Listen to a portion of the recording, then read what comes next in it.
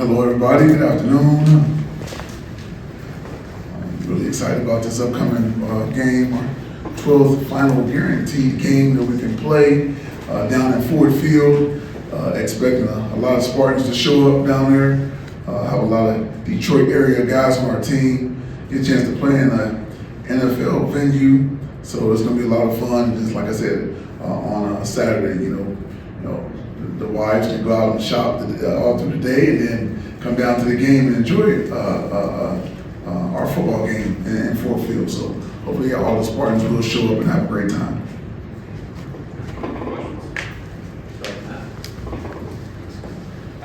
How much, every week we talk about, sticking together and finishing, but to come back, get a rivalry trophy and a chance to play for another one, I guess how much just getting to the end, the finish line, and you guys sticking it out this whole time, how much value do you feel in reward and just what you guys have been able to do late? Well, like I told them again today, we're here now. We can actually see the finish line. I've been talking about finishing. There's a lot of different ways that you have to finish. Starting with just your play, just that particular play, and I always say that in the series, in the quarter, and all that, in the game. And now we're not only going to do all those things this week, but also it's going to be finish the final game, finish the season. And so we're going to stick with that thing because that's very, very important. Not only in football, but in life, you got to finish everything that you do. You start something, have a mindset to always finish and do it with excellence. So that's our mindset for this week. I'm wondering for you, because your coach Perlis helped create this trophy that everybody loves so dearly, is there added importance to win that the beautiful Land-Grant trophy? Yeah, it's very, very important to win it. First of all, win the game. That's number one, and then the trophy comes along with it. It's something that Coach Perlis created, from my understanding. So that's always big because he was my coach. So we would love for it to bring it back home here to East Lansing. And when we open up our new building, we got a nice place we can put it in. Same with the spittoon. So we definitely want to bring it back home. Honest thoughts about the trophy? Honest thoughts about I'm not a liar. I told you I'm not a liar. Honest thoughts about the trophy. It's nice.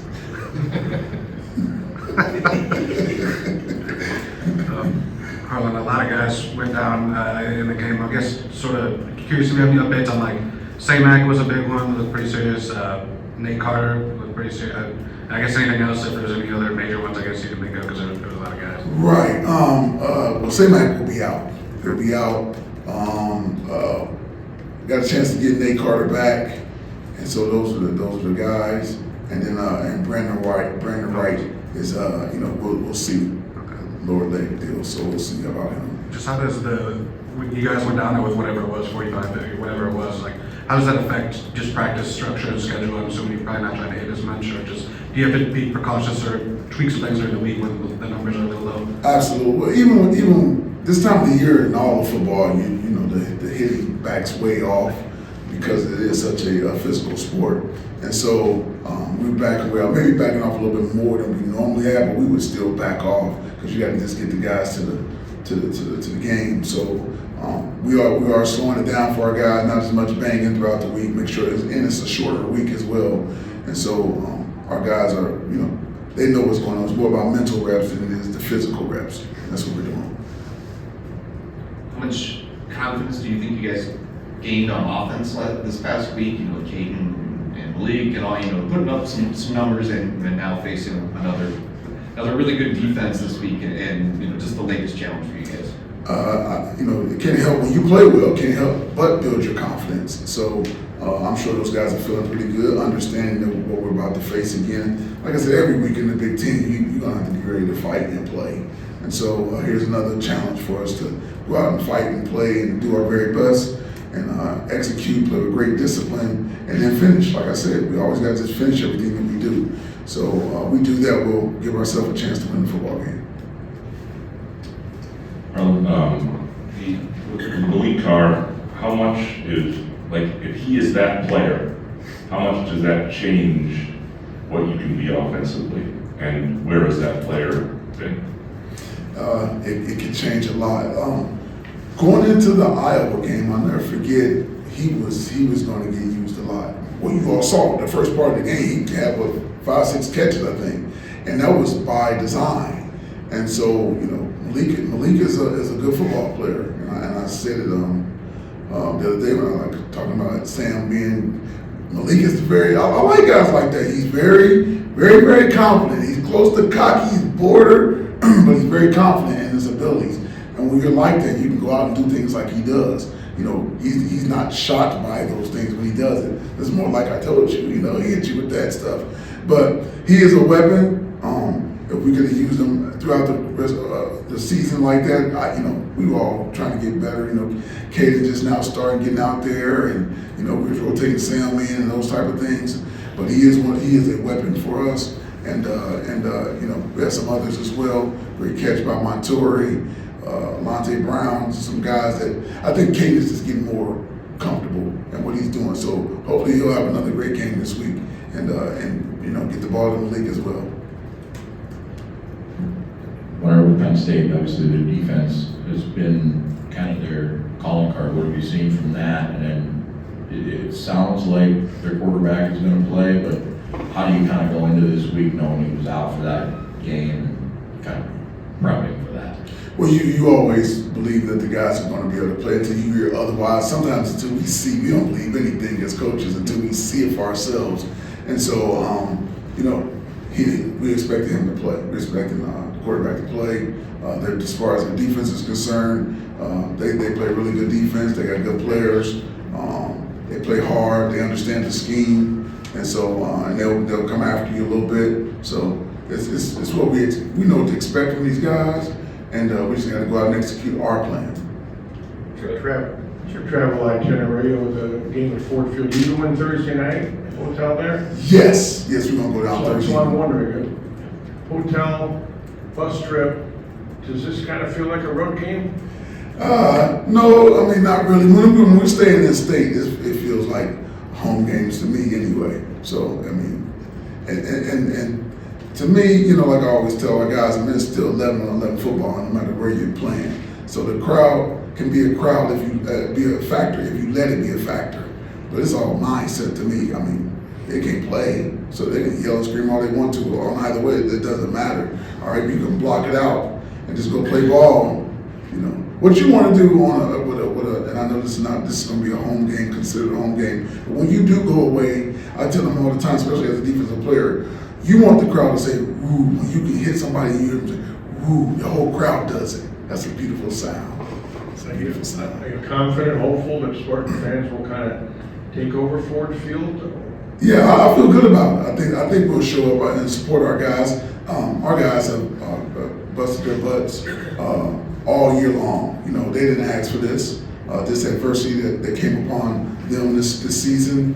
And so I would just love for Spartan Nation to come out and show love for our guys, show love for them and respect for them for what they have done this season. They never gave up. They always kept fighting, and they will continue to fight through this game on Friday night. So hopefully everybody will show up and appreciate our guys for that.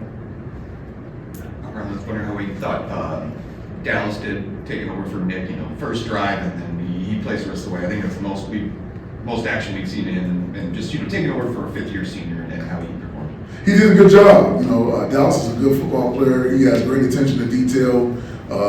He's always trying to execute to the very best of his ability because he cares. Excuse me. So he did a really good job. He's going to be a good player for us, and I'm glad he's on our team.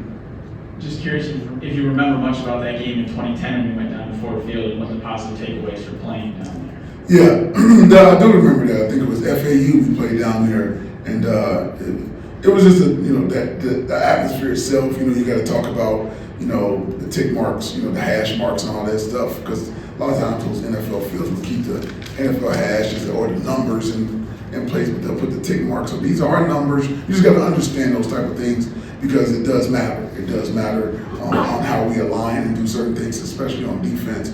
So we'll be talking to our guys about that. But like I said, it's a football field. The guys know how to play. And some of these guys have played in here if they played in, from the Detroit area, playoffs or whatever it may be. So, or been in there before, so they won't be, overwhelmed, I don't think. With this being, you mentioned that you can see the finish line finally, but with so much uncertainty behind that finish line for you, for the players, for this program, what's it like to go into the final week knowing that this is kind of the last group or last game with this group? Well, it is. We'll get to that. Really, I try not to think about it. To be honest with you, until we get there at the end. I'll probably say something on Thursday. It's Thanksgiving. You got all that. You get all these emotions involved and all that kind of stuff. But really, it's after the game. We'll just share what we think. I'll share what I think and what of the season and how everybody's done. And like you said, uncertainty all over the place. But at the same time, excuse me, that life goes on. And in some cases, some people don't care. Nobody cares. So that's how life goes. But you can just keep pushing, and that's all I know to do anyway. And so nobody will quit. This team knows it better than anybody, in my opinion. They understand that real situation. They understand, there's uncertainty and all that. But to just keep going. If you keep going, if you finish, then everything will be okay. I'm wondering what you notice in their run game, what makes that go for them, and defensively, what are some of the important things to do to stop, especially when you guys are a little bit in D-tackle, or could be, I guess. They have two really good backs. Their running backs are good, and they balance off. They play off each other from how they run the football. So their backs are good, their line is good, and they do a good job. Period. Understanding how to hit holes and read their blocks and all those type of things like that. And then you asked about the defense. Is that what you said? Just your defensively to stop a run game like that, especially if you're maybe a little thin up front, what becomes important? I got you. That's why we're backing off our guys a little bit to make sure they get to the race on Friday night. But our guys will be ready to play. We have a good front, really good front, and they do a good job. And they've been playing hard all year. It's one of those things where there's nothing to hold back. We're not trying to make it to next week's game. It's just all out. So they're gonna give us everything they have, and they have. They've been doing it anyway. But hopefully they be even more because I don't have to save myself anymore. I get a chance to heal up after this game. Coach, if we consider the situation where you do get the win over Penn State and the Spartans are 5-7, there would be a potential scenario to accept a bowl bid if the stars kind of align. Has there been any discussion based on some of the injuries and uncertainty of whether Michigan State would accept a bowl in that scenario? Good question. There hasn't been any discussion on that, and you're right. I know I've heard about that before. Guys have have opportunity to win 5 games and go to a bowl game, but we haven't discussed that. We just focus on the Penn State deal, and if that comes about, we'll talk about it when that happens. I'm wondering for you, we're now 1 game left in the season, looking ahead. First, let's look back. How has this year been, since you took over the job, and what's your elevator pitch to moving forward to get the job if you want it full time? Okay, so the first question, look back how it started and everything, is that what you're saying? Yeah, and the process throughout the year. Well, I feel like you've grown. I got you. Okay, I got you. I've definitely, in this position, I've grown. Like I said, way back when it first started, I said there's a rhythm to things that you do. It's like when you first become a reporter or wherever, I got to catch this rhythm of, okay, how does this work? Okay, I got to be here on Mondays at 12:30 and ask questions, whatever. There's a rhythm to how you do things, and so I finally caught the rhythm. I know I got to be here talking to you guys on Monday at 12:30 and some other things that are going on. But once you catch the rhythm and you start doing pretty decent at it, then you start to gain confidence. And so that's kind of what has happened with me, going through this and seeing what it's all about, understanding that you're not really a coach anymore, you're more of a counselor. And so I've learned that. But as far as the job itself and wanting the job, and I do want this job as the head football coach, and I said this before, there's nobody that they can go find that loves this place more than I do, and I don't think we'll do a better job, because there's something to loving a place and caring about a place as opposed to just going there for a job, if that makes sense. So, you know, there's extra that will be done, you know, beyond, above and beyond, understanding the place. I understand what Michigan State is all about, and our alumni and our fans. And so that's where I think you said elevator pitch. That's the first time I ever heard that. Never heard that, elevator pitch. All right, my fastball, how about that? Or whatever you want to call it. My blitz and knock somebody out, how about that?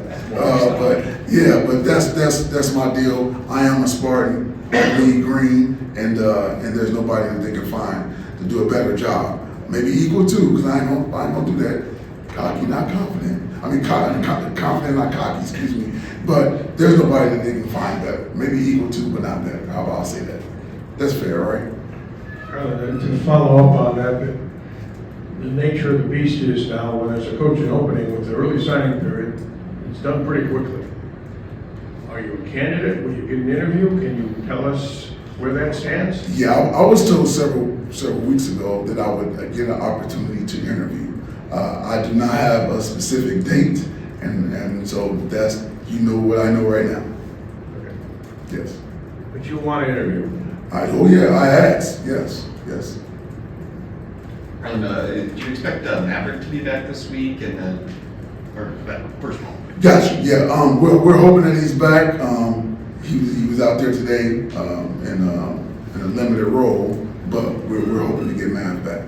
And regardless, I guess, how do you view the depth of that position? Because you have a redshirt freshman walk-on guy who was an offensive lineman last year playing in the first half. And do you move into Ben Nelson, say his name. Ben Nelson, yes. Yeah. He's a human being. Yes. So next man up. You know, there's no excuses. You know, there are no excuses. So the next man up. That's what this team is. We had no problem putting him out there. Let's go. And he did a decent job as well. But yeah, hopefully we get Mav back. We got Simeon. We got D-Harm. We got those guys that will step in and do a good job for us. Along those lines, obviously the two receivers with Jerron and Trey, do you expect them back? And do you expect any of the other guys? I mean, a lot of guys like Chuck who've been on the list most of the season, at least since the Washington game, but do you expect anybody else to come back for one more? Not that I know of right now, Chris, that I can, no, not right now. When it comes to when you mentioned the finding rhythm, like that's something I can relate to because I'm trying to figure out my rhythm right now. Right. How long do you think it took you, or what was that turning point when you finally felt like, okay, my head is above water again, like I don't feel like I'm drowning with all the responsibilities, I can kind of start focusing on coaching. Good question. That's a good question. You know, with the combination of the we were losing, so we lose 6 straight. So right, I'm in there, I'm trying to figure it all out. Like, what is going on? So if I had to guess, I would say somewhere between the Iowa game, after that game, in Rutgers-ish area, I started saying, okay, all right, this is what it is. This is how I got to deal with it. So right around that time, I would say. Yeah, Harlan, at this time of year with freshmen and sophomores, you're starting to get a little bit more of an idea, I would imagine, about what they are all about. Can you look in the future to see if there's some future leaders in that group that have shown themselves in recent weeks? What would you forecast there in terms of future leaders in the program amongst the young guys?